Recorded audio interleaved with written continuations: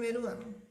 Nós vamos dar continuidade aos nossos estudos da disciplina de História. Dessa vez nós vamos iniciar o estudo sobre Grécia Antiga, tá? Então, é claro que depois vocês podem e devem ter um aprofundamento do material didático de vocês. Por enquanto, a gente vai atentar às questões que serão discutidas nessa primeira videoaula. Para início de conversa, é preciso que vocês entendam essa divisão dos períodos históricos. Quando a gente estuda Grécia Antiga, nós vamos nos deparar com essa divisão feita pelos historiadores em 5 períodos. O período intitulado como período pré-homérico, que significa antes de Homérico, que é o povoamento da Grécia.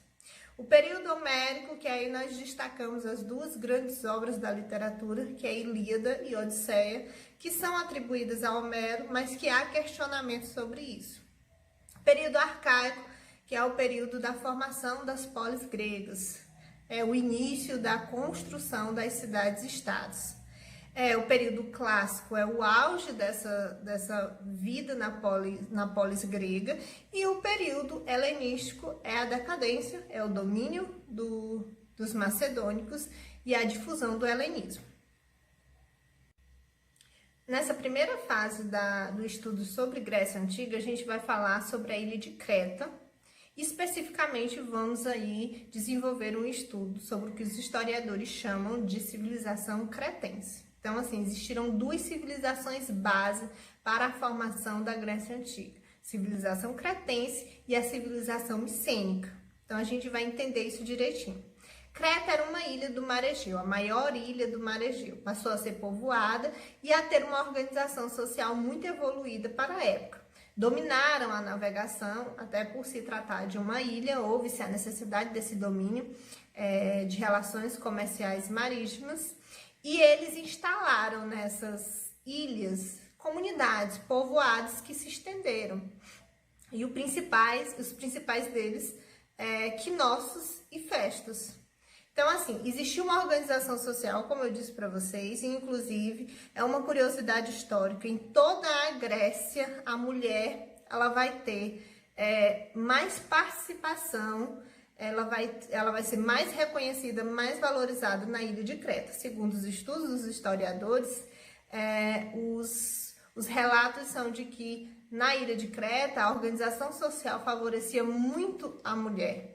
Então, a mulher ela tinha uma posição política bastante importante, né, nessa sociedade. Houve, posterior a isso, a ocupação dos aqueus e a decadência da civilização cretense.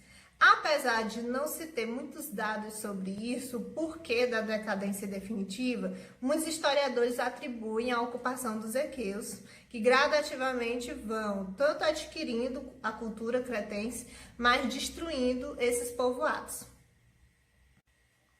Observem aí no mapa a localização da ilha de Creta, no Mar Egeu, e toda a formação posterior que se dá da Grécia Antiga. Aqui a gente já tem a denominação das principais cidades-estados gregas, mas observem aí que essa colonização ela vem posterior ao povoamento de Creta. As populações iam chegando e se fixando nessa região. Depois nós vamos ver quais povos se fixaram e depois a formação das polis gregas, certo? Em torno aí do Mar Jônio e Mar Mediterrâneo também. Nós temos depois a ocupação dos aqueus nesse território da Grécia. É bom que vocês entendam que hoje, o que vocês entendem por Grécia, país, territorialmente falando, a Grécia ela é um território menor do que o que nós estamos falando em relação à Grécia Antiga, tá? Então, a Grécia Antiga, territorialmente, ela era bem mais extensa. Mas, enfim, os aqueus chegaram e se estenderam, se estabeleceram no sul da Grécia e ocuparam a ilha de Creta. E nesse processo de ocupação, houve a decadência total da civilização cretense. Mas o que aconteceu? Os aqueus, eles acabaram aderindo, misturando culturas, e muito do que se tinha de organização social em Creta foi absorvida pelos aqueus. Mas, enfim, houve essa fusão de culturas e eles acabaram instalando alguns povoados na Grécia, mas o que mais vai se destacar é a cidade de Micenas. Eles também vão ser chamados de micênicos.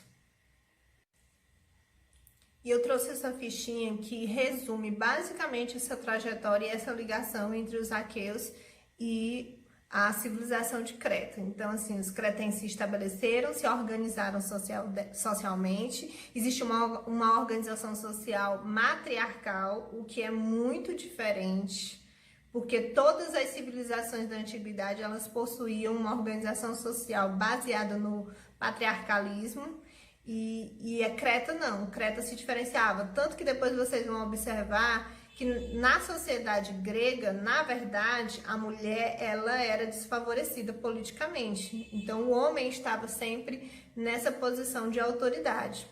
Mas Creta era diferente.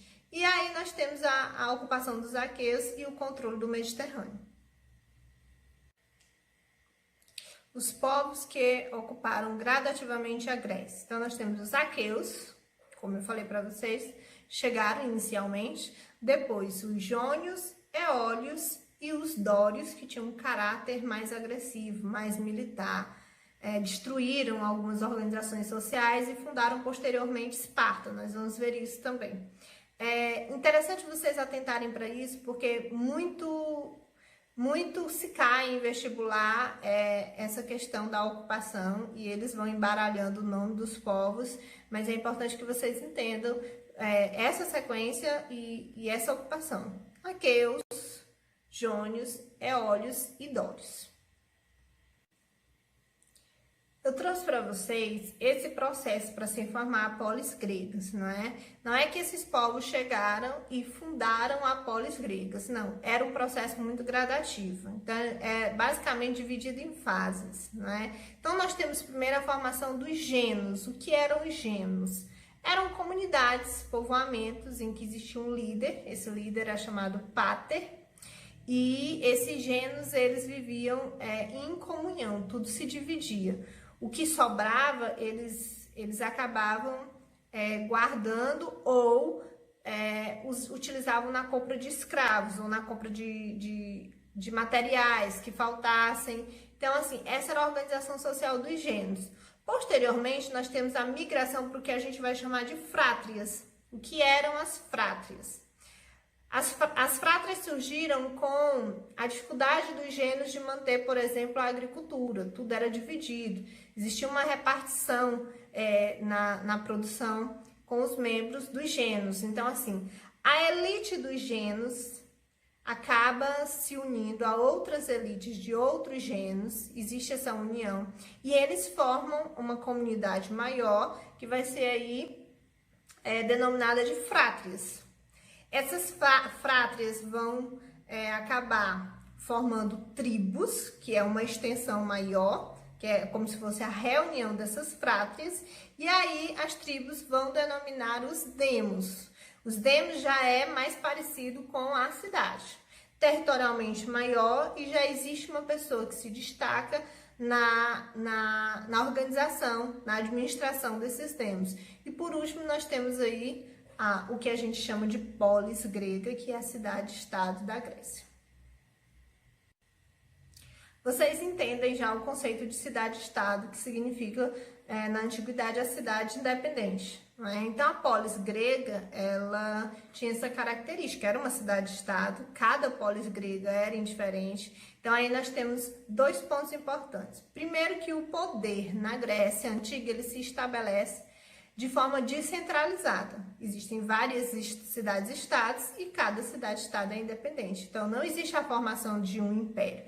Na Grécia não se formou um império liderado por uma pessoa. Não. Existe a descentralização do poder em cidades-estados. Cada cidade-estado, por ser independente, elas viviam uma forma política diferente. Então, assim, enquanto que em Atenas, por exemplo, se vivia a democracia, em Esparta estava se vivendo a oligarquia. Então, assim, existem essas diferenças, por quê? Porque elas são independentes. Geralmente, cada cidade-estado grega tinha um deus que cultuava, eles eram politeístas, mas existia basicamente a escolha de um deus para se cultuar em cada cidade-estado. Esse processo gradual que eu citei a vocês, desde os gêneros até a formação das cidades-estados, das polis gregas, ele se dá em diferentes etapas. Mas existe uma motivação maior, que é a concentração de terra nas mãos de poucos. Então, assim, existe um descontentamento da sociedade, e aí muitos vão migrar e estabelecer colônias. E essas colônias vão se reunindo até a formação, que vocês já viram, de fato, da polis gregas. Então, essa é a motivação maior. Fundação dessas colônias, e depois dessas colônias tem a denominação de polis gregas, basicamente ali próximo ao mar Mediterrâneo. Vocês costumam ouvir da professora que algumas expressões do tipo: a África é o berço da humanidade, Mesopotâmia é o berço da civilização. Também já adiantei para vocês, a Grécia é o berço cultural. Porque é importante que o aluno entenda a grandiosidade de se estudar uma civilização da antiguidade que nos trouxe tanto, que nos deu tanta referência. A Grécia, eu estou finalizando agora essa videoaula, essa primeira parte sobre Grécia, mas quero deixar claro para vocês, a Grécia, ela deixa um legado que nós temos até os dias de hoje. Então, assim, o conceito de democracia vem da Grécia, nós vamos ver isso na próxima aula. A questão dos Jogos Olímpicos vieram da Grécia, os filósofos vieram da Grécia. Então, assim, essa preocupação em manter tanto a saúde mental, a saúde física, a intelectualidade, enfim, a Grécia é essa civilização que nos traz muito a respeito de cultura, de intelecto, de questões de política.